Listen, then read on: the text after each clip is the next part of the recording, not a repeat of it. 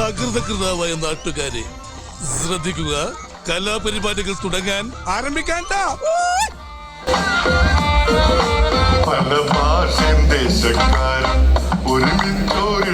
ഇതെന്തും മറിമായും എനിക്ക് ഭ്രാന്തായി പോയതാണ്, അത് നാട്ടുകാർക്ക് മൊത്തം ഈശ്വര ഇവിടെ ആരില്ലല്ലോ ഇതൊന്ന് പറഞ്ഞു ചിരിക്കാനായി.